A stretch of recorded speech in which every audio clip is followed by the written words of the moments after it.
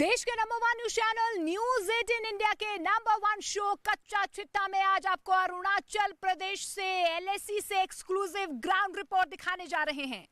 तवांग में भारतीय सेना ने चीनी सैनिकों को मुंहतोड़ जवाब दिया और इसकी चर्चा बीजिंग तक हो रही है। आज हम आपको इसी ग्राउंड जीरो से यानी कि एलएसी से कुछ ऐसी जानकारियां देंगे जिससे आपको सेना की तैयारी के बारे में पुख्ता जानकारी मिल पाएगी। चीन की साजिशें क्या कुछ हैं इस बारे में पता चल पाएगा और पीपल्स लिबरेशन आर्मी उसका मकसद क्या है, उसके इरादे क्या हैं।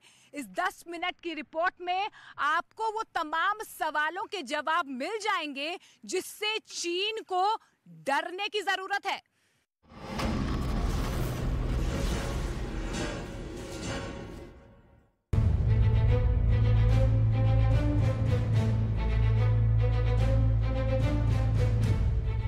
क्या 2023 में चीन एक बड़े युद्ध का प्लान बना रहा है? ये सवाल इसलिए क्योंकि गलवान के बाद तवांग चीन के बुरे इरादों का टारगेट बना है। तवांग में क्या हुआ? तवांग में क्या साजिश रची गई? बहुत गौर से इस रिपोर्ट को देखिएगा क्योंकि तवांग पर इससे पुख्ता रिपोर्ट आपको कोई और नहीं दिखाएगा। अरुणाचल प्रदेश में तवांग और तवांग में ये जगह है यांगत्से, ठीक एलएसी पर, ऊंचाई 17,000 फीट। एक तरफ भारत और दूसरी तरफ तिब्बत, जहां चीन की फोर्स मौजूद है। 9 दिसंबर को यहां चीन के 300 सैनिकों ने भारतीय जवानों पर हमला किया। उनकी भारतीय सेना से झड़प हुई और इस झड़प में चीन की फौज को खदेड़ कर भगा दिया गया। इस झड़प में दोनों तरफ के सैनिक घायल हुए, लेकिन चीन का बड़ा प्लान भारतीय फौज ने नाकाम कर दिया।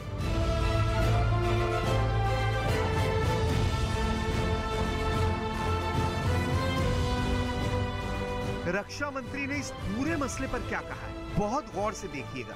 9 दिसंबर 2022 को पीएलए ट्रुप्स ने तवांग सेक्टर के यांगत्से एरिया में लाइन ऑफ एक्चुअल कंट्रोल पर अतिक्रमण कर स्टेटस को एक तरफा बदलने का प्रयास किया। चाइना के इस प्रयास का हमारी सेना ने दृढ़ता के साथ सामना किया है अध्यक्ष महोदय, और इस फेस ऑफ में हाथापाई भी हुई है। भारतीय सेना ने बहादुरी से पीएलए को हमारी टेरिटरी में अतिक्रमण करने से रोका और उन्हें उनकी पोस्ट पर वापस जाने के लिए मजबूर कर दिया अध्यक्ष महोदय। जब दोनों तरफ की फौज डेप्सांग और डेमचोक में आमने सामने है, तब चीन की तरफ से ये बड़ा धोखा कहा जाएगा। इससे पहले 2021 में अक्टूबर के महीने में भी चीन के कुछ सैनिकों ने यहाँ घुसपैठ की। तब भारत ने उसकी पेट्रोलिंग पार्टी को रंगे हाथ पकड़ा था और कई घंटों बाद उनको छोड़ा था। पर कॉन्फिडेंस बिल्डिंग मेजर्स के लिए बेहद जरूरी है कि चीन अपनी हरकतों से बाज आ जाए और विस्तारवादी नीति जो है वो अपने ख्यालों से बाहर निकाल ले। ऐसा करने के लिए भारतीय सेना अब लद्दाख के बाद पूर्वोत्तर में तवांग पर सबसे ज्यादा फोकस कर रही है और चीन से निपटने के लिए भारतीय सेना ने पूरी तैयारी कर ली है। अब देखिए कि तवांग में चीन को टक्कर देने के लिए भारत के पास क्या है। पूर्वी सेक्टर में चीन का मुकाबला करने के लिए भारत की सबसे बड़ी ताकत समझिए। कोलकाता में पूर्वी कमांड के तहत 3 बड़ी फॉर्मेशन आती हैं। पहली है असम के तेजपुर में चौथी कोर, दूसरी है नागालैंड के दीमापुर में और तीसरी है पश्चिम बंगाल के सिलीगुड़ी में 33वीं कोर। ये 3 बहुत बड़ी फॉर्मेशन हैं जिन पर पूरे पूर्वोत्तर के डिफेंस की जिम्मेदारी है। हेडक्वार्टर लेवल पर इस पावर की मोटी मोटी बातें आपको बता दी। अब देखिए कि तवांग को बचाने के लिए भारत के पास इन 3 कोर के तहत कितने सैनिक हैं। इसके बारे में बहुत जरूरी आंकड़े जान लीजिए। पूर्वी कमान के तहत आने वाली 3 कोर में 10 डिवीजन है। एक डिवीजन में 10,000 से ज्यादा फौजी होते हैं। इस लिहाज से समझ लीजिए कि 1 लाख से ज्यादा सैनिक सिर्फ पूर्वोत्तर के मोर्चे के लिए तैनात है।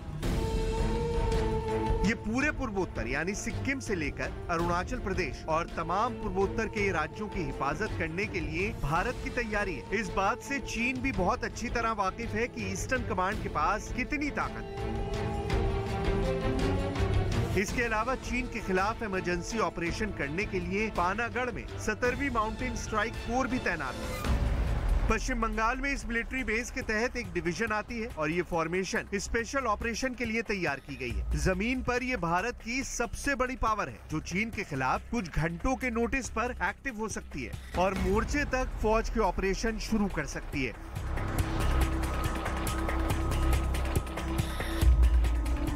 17वीं माउंटेन कोर वो ताकत है जिसके तहत इंटीग्रेटेड बैटल ग्रुप को भी परखा गया है। वर्ष 2000 में इस फॉर्मेशन को खड़ा करना शुरू किया गया था और अब ये चीन के खिलाफ भारत की सबसे फुर्तीली फोर्स कही जा सकती है। इस कोर के तहत आने वाले 10,000 सैनिकों के अलावा M777 जैसी तोप वाली ताकत है। साथ में 6 C-130J टैक्टिकल ट्रांसपोर्ट विमान है। ये फौज पहाड़ पर युद्ध लड़ने के लिए ही बनाई गई है और आप इसे चीन के खिलाफ रैपिड एक्शन फोर्स कह सकते हैं।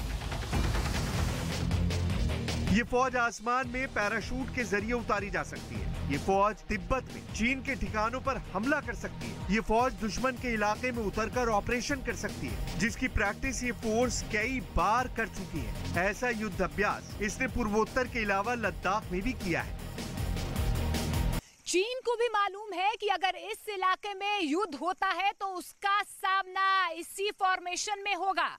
ऐसे में जिस तरीके से तवांग में बड़ी तकरार चीन की तरफ से की गई है, उसके बाद लगातार चीन की नीयत पर सवाल खड़े हो रहे हैं। लेकिन भारतीय सेना ने भी चीन की हर हरकत पर पैनी नजर बना रखी है। एरिया के लोकल कमांडर ने 11 दिसंबर 2022 को अपने चाइनीज काउंटर पार्ट के साथ स्थापित व्यवस्था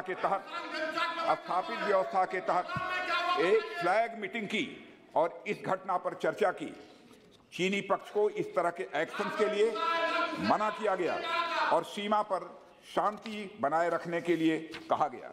इस मुद्दे को चीनी पक्ष के साथ कूटनीतिक स्तर पर भी उठाया गया है। जमीन के बाद अब आसमान का रुख करते हैं। तवांग में हुई तकरार के बाद वायुसेना हाई अलर्ट मोड पर काम कर रही है। असम के झाबुआ और तेजपुर एयरबेस से सुखोई 30 MKI विमान पूरे इलाके में एयर पेट्रोलिंग कर रहे हैं। ऐसी रिपोर्ट भी आई है कि तवांग में हुई झड़प से पहले चीन ने अपने ड्रोन से LAC की निगरानी की कोशिश की थी। इसके बाद भारत की तरफ से सुखोई 30 MKI लॉन्च किए गए।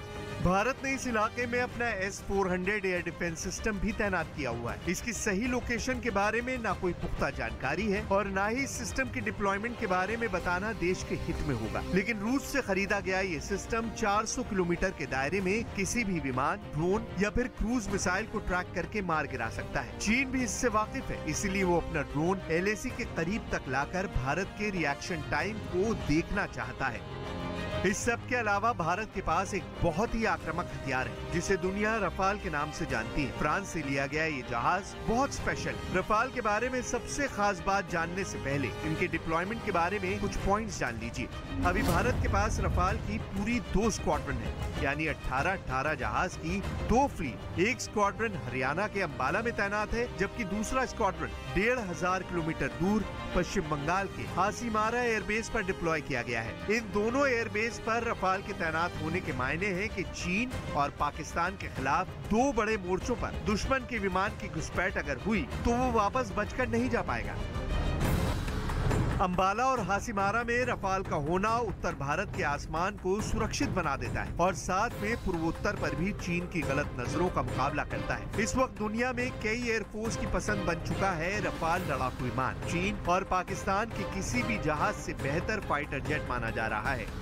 4.5 जेनरेशन का ये फाइटर जेट फ्रांस का सबसे आधुनिक जहाज है। इसमें लगा AESA रडार, यानी active electronically scanned array. Radar इसे एक साथ कई टारगेट को ट्रैक करने और उन पर हमला करने की ताकत देता है। रडार के कंप्यूटर सिस्टम को भारत की जरूरतों के हिसाब से डिजाइन किया गया है। रिफ्यूलिंग के साथ 3700 किलोमीटर की रेंज रफाल को बड़े दायरे में ऑपरेशन करने की खूबी देती है। रफाल की रफ्तार 2200 किलोमीटर प्रति घंटा है, लेकिन इससे ज्यादा खतरनाक है रफाल में लगी मिसाइल। इसमें लगी मीटियोर मिसाइल 150 किलोमीटर की दूरी से दुश्मन के विमान को खत्म कर सकती है, जबकि स्कैल्प क्रूज मिसाइल 500 किलोमीटर दूर ठिकाने को तबाह कर सकती है।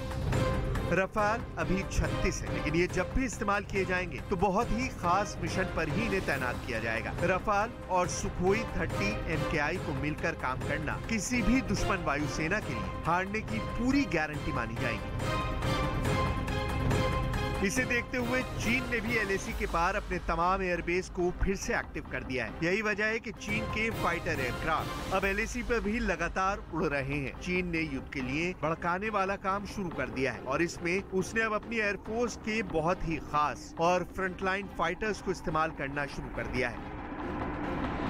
चीन की ताजा हरकत की वजह से LAC के आसपास फिर से बड़े एनकाउंटर का खतरा खड़ा हो गया है। LAC पर तनाव के बीच चीन लगातार उकसा रहा है। पूर्वी लद्दाख में 2020 के बाद से LAC पर जो आमना सामना बना हुआ है, उसमें चीन अब किसी बड़ी शरारत को अंजाम देने की तैयारी कर रहा है। अरुणाचल प्रदेश में हुई नई तकरार के बीच आखिर चीन का मकसद क्या है? आखिर चीन पहाड़ों पर नया चौथा फ्रंट तैयार क्यों करना चाहता है? वो उस वक्त ये सब कर रहा है जब दोनों देशों की सेनाएं एक दूसरे से बातचीत कर रही हैं। दोनों ही तरफ से तनाव कम करने की कोशिश की जा रही है। ऐसे समय में ये सब कुछ हो रहा है जब दोनों ही तरफ से मिलिट्री लीडरशिप एक दूसरे से बातचीत कर रही हैं। अब सवाल ये उठ रहा है कि अरुणाचल प्रदेश में चीन ने इस तरीके से भड़काने वाला कदम क्यों उठाया?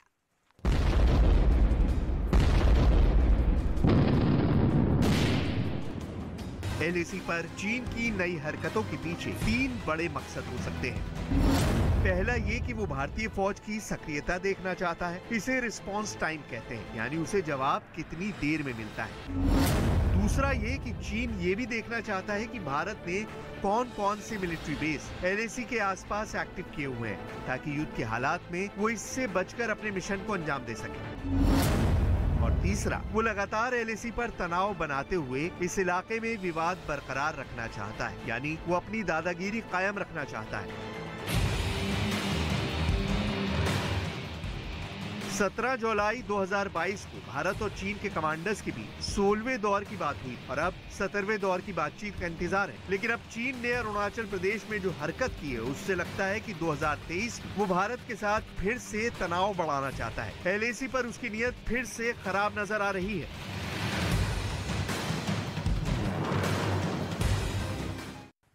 मैं इस वक्त अरुणाचल प्रदेश में LAC के बेहद करीब हूँ। मैं तवांग में हूँ। तवांग वो संवेदनशील इलाका जिसकी सीमा भूटान से भी मिलती है और तिब्बत से भी मिलती है। 9 दिसंबर का वो दिन, ठीक मेरे पीछे आप देख पा रहे हैं, यहीं पर भारतीय सेना ने चीनी फौजियों को मुंहतोड़ जवाब दिया था। 9 दिसंबर को तो चीन भी चौंक गया, क्योंकि भारत की तरफ से हर परिस्थिति से निपटने के लिए पूरी तैयारी कर ली गई है। लेकिन सवाल ये पैदा होता है कि चीन बार बार तवांग को टारगेट क्यों कर रहा है? चीन बार बार LAC के इलाके में भारत को उलझाने की कोशिशें क्यों कर रहा है? और जहां जहां पर भारत सबसे ज्यादा मजबूत है, वहां पर चीन सबसे ज्यादा परेशान क्यों हो रहा है? इस खास रिपोर्ट के जरिए समझने की कोशिश कीजिए कि आखिर चीन की चालाकी पस्त क्यों होती जा रही है।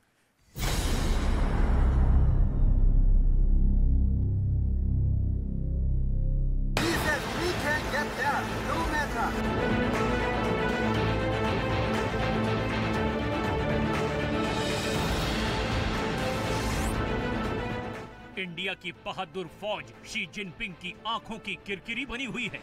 सरकार ने सेना को मुंह तोड़ जवाब देने की खुली छूट दी हुई है और यही वजह है कि शी जिनपिंग और उनकी फौज काफी बेचैन और परेशान है। तवांग में चीन की सेना बुरी तरह से पिटी।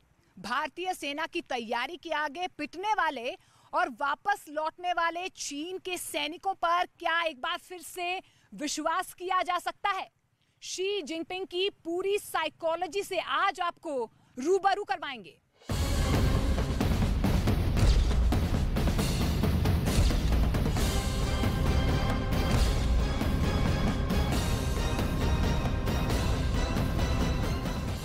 आखिर क्यों तवांग पर शी जिनपिंग और उनकी कायर फौज की नजर है? पूरी डिटेल के साथ आपको एक एक बात समझाएंगे। क्या चीन भारत से किसी युद्ध की तैयारी कर रहा है? आखिर क्या वजह है कि चीन सीमा से सटे तिब्बत के इलाकों में जबरदस्त तैयारी कर रहा है।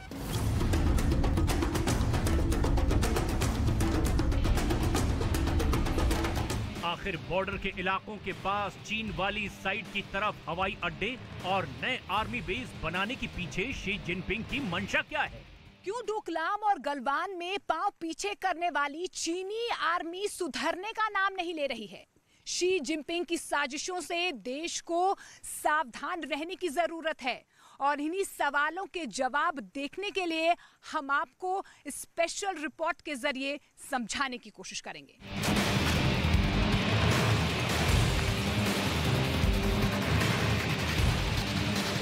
सबसे पहले शुरुआत तवांग से ही करेंगे। आखिर चाइनीज आर्मी की नजर में तवांग क्यों खटक रहा है? वैसे तो चीन की निगाह पूरी LAC पर ही खराब है, लेकिन तवांग में चीन अक्सर गड़बड़ी की साजिशें रचता रहता है। तवांग का रणनीतिक महत्व बहुत ज्यादा है। असम की सुरक्षा के लिए तवांग पर नियंत्रण काफी जरूरी है। 1962 के युद्ध के समय चीन ने तवांग के रास्ते ही असम में घुसपैठ करवाई थी। तवांग इसीलिए भी सामरिक रूप से बहुत महत्वपूर्ण है क्योंकि इसकी सीमा भूटान और तिब्बत से भी लगती है। तवांग में 17,000 फीट ऊंची पहाड़ियां हैं, जहां ऐसे ऊंचे इलाके हैं कि इंडियन आर्मी नॉर्थ ईस्ट के बड़े हिस्से की निगरानी कर सकती है। और यही वजह है कि चीन इस इलाके को लगातार विवादों में डालने की कोशिश में जुटा रहता है। तवांग का दुरुपयोग भारत में घुसपैठ के लिए चीन पहले भी करता रहा है। अक्टूबर 2021 में चीन के 200 सैनिकों के एक दल ने भारत चीन भूटान की सीमा पर मौजूद एक भारतीय गांव में घुसने की कोशिश की थी, जिसको इंडियन आर्मी ने नाकाम कर दिया था। उस वक्त भी भारत के सैनिकों ने चीन के सैनिकों को खदेड़ दिया था। 15 जून 2020 को गलवान की मुठभेड़ के बाद अगस्त के महीने में ही चीन की आर्मी ने एक बार फिर तवांग में घुसपैठ की कोशिश की थी। उस वक्त भी भारत की आर्मी ने चीन की आर्मी की कलाई खोलकर रख दी थी और उनको पीछे लौटने पर मजबूर किया था। साल 2016 में भी चीन ने तवांग में घुसपैठ की कोशिश की थी, जिसे नाकाम कर दिया गया था। तवांग पर चीन की नीयत को देखते हुए मौजूदा सरकार ने अरुणाचल प्रदेश में चीन की LAC से सटे तमाम इलाकों में 63 सड़क परियोजनाओं का काम शुरू कर दिया है और इन्हीं परियोजनाओं के तहत भारतीय सेना की पहुंच अब LAC तक बढ़ गई है। 1962 की जंग में इस इलाके में इंफ्रास्ट्रक्चर न होने की वजह से भारत की सेना को यहां पहुंचने में बहुत दिक्कतें हुई थी, जिससे चीन को रणनीतिक फायदा भी मिल गया था। मार्च के बाद जब तिब्बत में बर्फ पिघल जाती है तो जिनपिंग के आदेशों के मुताबिक तिब्बत से लगे हुए चीन की तरफ वाले इलाके में चीन की आर्मी लगातार निर्माण कार्य करवाती रहती है। चीन लद्दाख और अरुणाचल की तरफ से लगातार भारत के ऊपर दबाव बनाने की कोशिश करता रहता है। चीन और भारत का बॉर्डर 3,488 किलोमीटर लंबा है। भारत के 5 राज्यों से चीन की सीमा लगती है: लद्दाख, उत्तराखंड, हिमाचल प्रदेश, सिक्किम और अरुणाचल प्रदेश। लद्दाख, उत्तराखंड और अरुणाचल प्रदेश में अक्सर चीन की आर्मी घुसपैठ की कोशिश करती रहती है। पहले चीन की 40 से 50 सैनिकों की टुकड़ी ही घुसपैठ की कोशिश करती थी, लेकिन अब हालात बदल गए हैं। भारत की सेना को खुली छूट मिल गई है, इसीलिए अब चीन के डरे हुए कायर फौजी 200 से 300 की संख्या में LAC के इलाकों में घुसपैठ की कोशिश करते हैं, लेकिन फिर भी नाकाम ही होते हैं। साल 2017 में चीन और भारत की फौज के बीच डोकलाम स्टैंड ऑफ हुआ, जिसमें 2 महीने 1 हफ्ते 5 दिनों तक भारत और चीन की फौजें आमने सामने डटी हुई थी। डोकलाम के स्टैंड ऑफ में चीन ने भारत पर दबाव बनाने की तमाम कोशिशें की, लेकिन उसकी सारी कोशिशें नाकाम रही थी। भारत की बढ़ती ताकत को देखते हुए परेशान जिनपिंग ने सीमा से सटे हुए चीन के साइड वाले इलाकों में जबरदस्त तरीके से निर्माण कार्य शुरू करवा दिया। चीन के शिनजियांग में, ताशकुरगन और तिब्बत में टिंगरी और दामसुंग में 3 नए हवाई अड्डों का निर्माण करवाया। इसके अलावा काशगर, होतान, ल्हासा और बांगडा में भी चीन ने अपने पुराने एयरबेस की मरम्मत करवाई। चीन ने सीमा पर अपनी स्थिति को मजबूत करने के बाद लद्दाख में घुसपैठ की नाकाम कोशिशें की। तवांग पर तो लंबे अरसे से चीन की नजर है, लेकिन लद्दाख में पैंगोंग झील के पास के इलाकों में भी चीन की आर्मी एक्टिव हुई थी। लद्दाख की 840 किलोमीटर लंबी एलएसी पर चीन स्थिति को बदलने की कोशिश करता रहता है। लद्दाख पर दबाव बनाने के लिए साल 2021 में चीन की आर्मी ने अपनी 2 डिवीजन को रवाना कर दिया था। लद्दाख में इतनी बड़ी तैनाती का कदम चीन की आर्मी ने साल 1962 के बाद पहली बार उठाया था। चीन ने इस पूरे मिलिट्री जमावड़े को इस तरह से दिखाने की कोशिश की थी कि ये तो सिर्फ एक सैन्य अभ्यास है, लेकिन भारत की आर्मी उस वक्त और ज्यादा अलर्ट मोड में आ गई जब चीन ने 2 पैदल सेना के डिवीजन यानी करीब 30,000 की और अतिरिक्त आर्मी लद्दाख से लगी हुई इस एलएसी पर तैनात कर दी। चीन ने 2021 में भारत से लगने वाली पूरी 3,488 किलोमीटर लंबी सीमा रेखा को ही एक्टिव करने की कोशिश की थी, लेकिन चीन को पस्त करने के लिए अगस्त 2020 में भारत ने मालडो स्थित चीन की सेना के कैंप के ठीक सामने ही ऊंची पहाड़ियों पर कब्जा जमा लिया था। जब चीन की आर्मी और उसके कई बेस ऊंची पहाड़ियों से इंडियन आर्मी के सीधे निशाने पर आ गए तो चीन ने हार मानी और पीछे हटने को राजी हुआ। 15 जून 2020 को गलवान में हुए खूनी संघर्ष के 9 महीने बाद चीन ने 16 फरवरी को पैंगोंग स्ते झील के उत्तरी तट और झील के दक्षिण के मैदानों में अपने सैनिकों, टैंकों और तोपखानों को पीछे खींच लिया था। इसी तरह हॉट स्प्रिंग, गोगरा और देपसोंग के मैदान में भी भारत और चीन की सेनाओं के बीच स्टैंड ऑफ हुआ था। भारत ने चीन के आक्रामक रवैये से निपटने के लिए चीन की सीमा पर अपनी ताकत और बढ़ा दी है।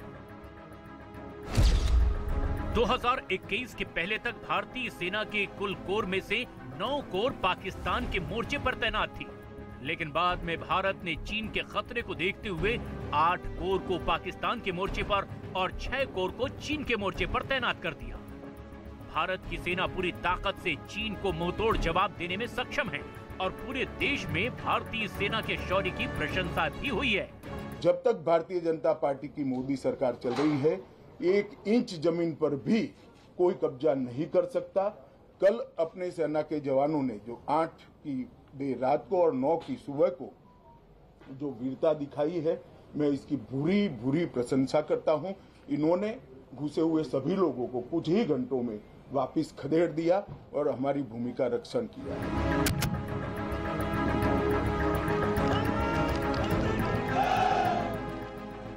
भारत की सुरक्षा एजेंसियों के सामने बड़ी चुनौती ये पता लगाना भी है कि आखिर चीन ने अचानक ये हरकत क्यों की है, क्योंकि पिछले कई महीनों से पाकिस्तान के पश्चिमी बॉर्डर यानी अफगानिस्तान से लगने वाली सीमा पर भी तनावपूर्ण स्थिति बनी हुई है। अफगानिस्तान की सीमा की सुरक्षा में लगे तालिबान के लड़ाकों ने पाकिस्तान के चमन इलाके में गोलीबारी करके पाकिस्तान के कई नागरिकों की हत्या भी कर दी है।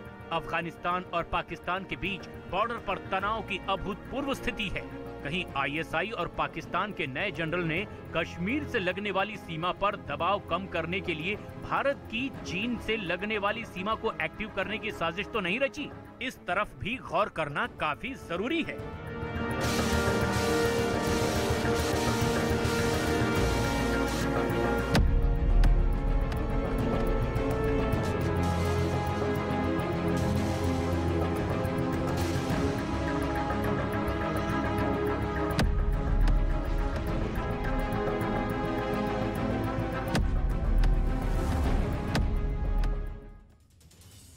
तो एलएसी को लेकर चीन साजिश रच रहा है, तो एक बहुत बड़ी साजिश रूस और यूक्रेन के बीच भी चल रही है। कच्चा चिट्ठा में अगली खबर यूक्रेन और रूस को लेकर है। तवांग में एलएसी से 5,500 किलोमीटर दूर मॉस्को में व्लादिमीर पुतिन की प्रेस कॉन्फ्रेंस चर्चा में है, जो खुद पुतिन ने रद्द कर दी। अफवाह तो ऐसी है कि पुतिन की तबीयत ठीक नहीं, और इन सभी के बीच में यूक्रेन की फौज ने रूस के खिलाफ बड़ा प्लान बनाया है। जेलेंस्की इस ऑपरेशन को खुद कमांड भी कर रहे हैं।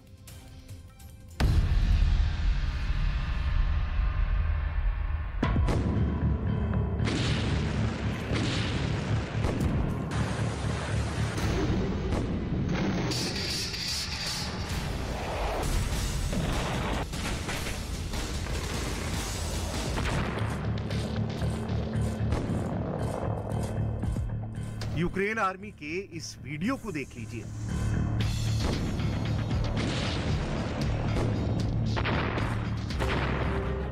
रूस यूक्रेन की जंग की मुकम्मल तस्वीर आपको दिखेगी। वो जज्बा दिखेगा, वो हौसला दिखेगा, वो दमखम दिखेगा।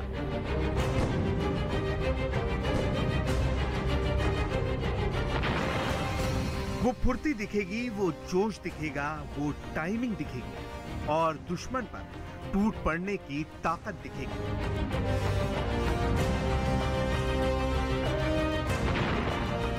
अपनी सेना के इसी शौर्य के सहारे प्रेसिडेंट ज़ेलेंस्की ने एक ऐसा टॉप का प्लान बनाया है जिसमें रूस की सेना का कीव पहुंचना तो दूर, उल्टे पुतिन का मॉस्को ही खतरे में घिर गया है।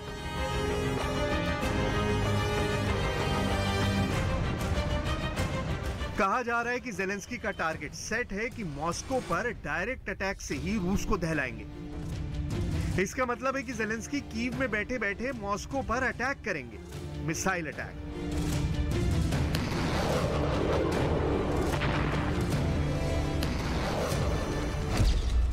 कीव से मॉस्को की दूरी करीब 710 किलोमीटर है, यानी कीव से छूटने वाली मिसाइल 3 से 4 मिनट में मॉस्को पहुंचेगी और देखते ही देखते मॉस्को की चीख निकल जाएगी।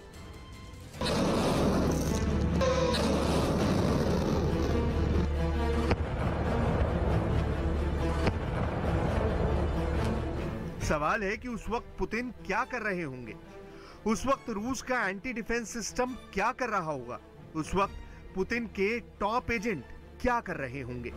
इन सवालों का जवाब डिटेल में आपको दिखाएंगे, लेकिन उससे पहले ज़ेलेंस्की मॉस्को पर हमले की तैयारी कर रहे हैं और मॉस्को जलने वाला है, इसका दावा करने वाले शख्स से मिल लीजिए, जिसका नाम है यूरी नुतोव। नुतोव रूस के मिलिट्री हिस्टोरियन है, यानी सैनिकों का इतिहास लिखने वाले। यूरी रूस के museum of air defence forces यानी एडीएफ के डायरेक्टर हैं।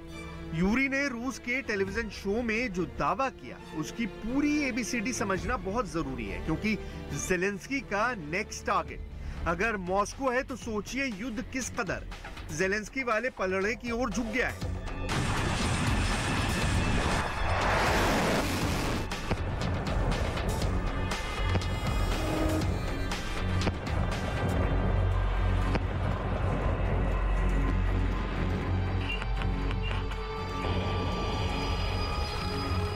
दावा किया गया है कि मॉस्को के एयर डिफेंस सिस्टम में ज़ेलेंस्की को वो जगह दिख गई है जहां से मॉस्को का आकाश वाला किला गिराया जा सकता है।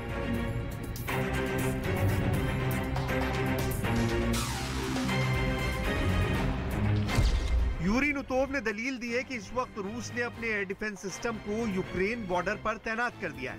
ऐसा इसलिए किया गया है ताकि जंग लड़ रहे ट्रूप्स को कवर किया जा सके। बॉर्डर पर सिस्टम की तैनाती से मॉस्को में ज़ेलेंस्की को एंट्री पॉइंट मिल गया है, वो खामी पता चल गई है जो रूस के एयर डिफेंस में है। यूरी नुतोव ने यह भी दावा किया है कि रूस की हवाई सुरक्षा में कमी का पता अमेरिका को भी है।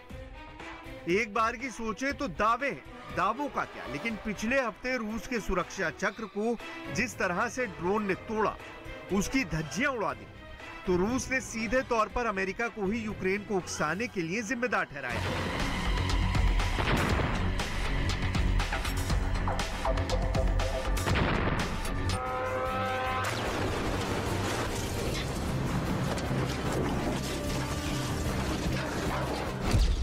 रूस पर हमला नंबर 1। यूक्रेन की सीमा से लगभग 90 किलोमीटर उत्तर में रूसी शहर कुर्स्क पर अटैक हुआ। रूस पर हमला नंबर 2। रायजान यूक्रेन की सीमा से सिर्फ 200 किलोमीटर दूर रूस पर हमला। Number 3 Engels air base. और क्या अब रूस पर हमला नंबर 4 होगा? मॉस्को भी ज़ेलेंस्की की जद में आ गया है।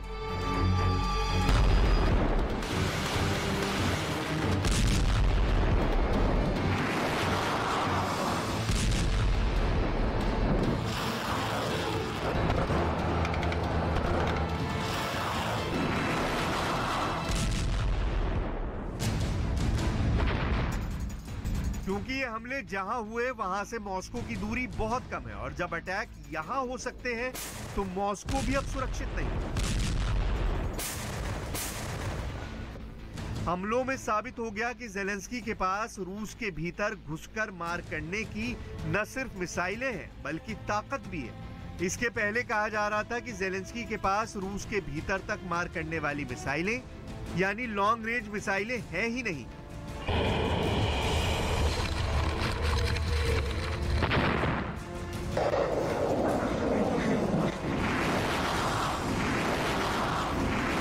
लिहाजा मॉस्को सुरक्षित है, लेकिन 48 घंटों में रूस पर 3 हमले हुए हैं। ये पुतिन के लिए बहुत बड़ी चिंता वाली बात है। यूरी नुतोव शायद ज़ेलेंस्की की इसी ताकत को देखकर दावा कर रहे हैं कि अब मॉस्को पर भी कभी भी बम गिर सकता है।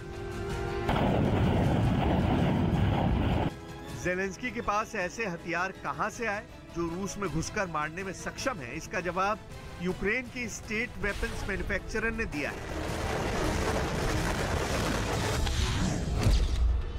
जिसके मुताबिक अक्टूबर में यूक्रेन ने करीब 900 किलोमीटर की उड़ान क्षमता वाले ड्रोन का डेवलपमेंट शुरू किया था। 75 किलो वाले इस ड्रोन का यूक्रेन ने सफल परीक्षण किया है। यूक्रेन के इस दावे के 2 दिनों बाद ही रूस पर ड्रोन से हमले हुए, लेकिन बावजूद इसके आधिकारिक तौर पर रूस ने अपने ऊपर हुए हमलों का आरोप यूक्रेन पर नहीं लगाया।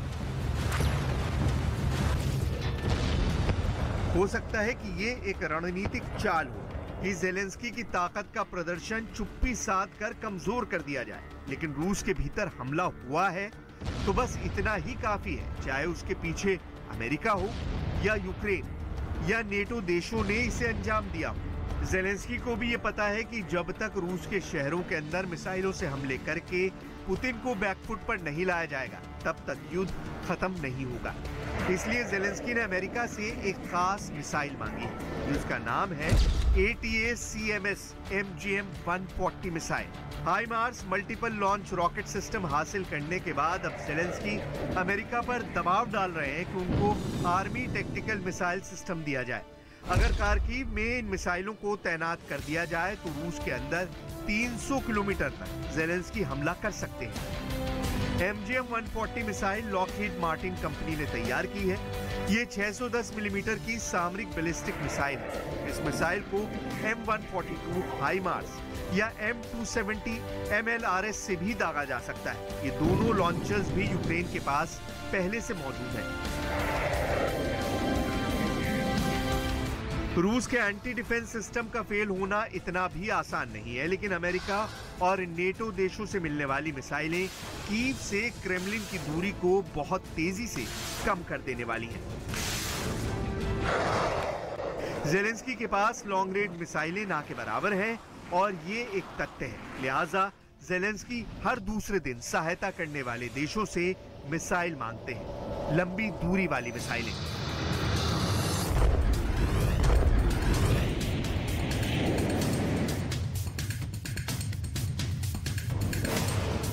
दूसरी ओर रूस की सबसे बड़ी ताकत उसकी मिसाइलें हैं। मिसाइल और ड्रोन की वजह से ही पुतिन यूक्रेन के इंफ्रास्ट्रक्चर को तबाह करने में कामयाब हुए हैं।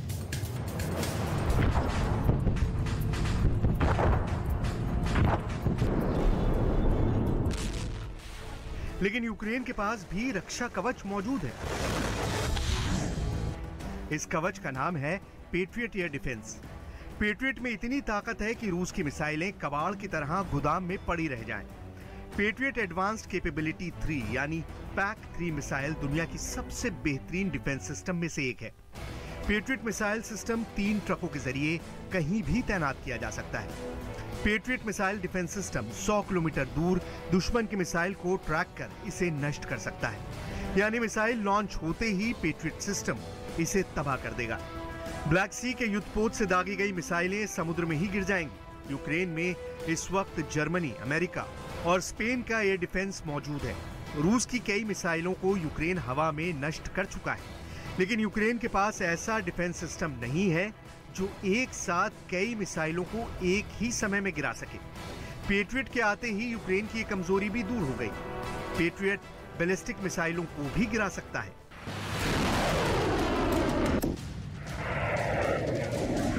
अमेरिका ने यूक्रेन को मिसाइलों से लैस कर दिया है। यूक्रेन का एयर डिफेंस सिस्टम इस कदर मजबूत हो चुका है कि जेलेंस्की का दावा है कि यूक्रेन ने अब तक 100 से ज्यादा रूस की मिसाइलों को जमीन पर गिरने से पहले हवा में नष्ट कर दिया है। यूक्रेन के पास NASAMS यानी national advance surface to air missile system है। NASAMS मीडियम रेंज का एयर डिफेंस सिस्टम है।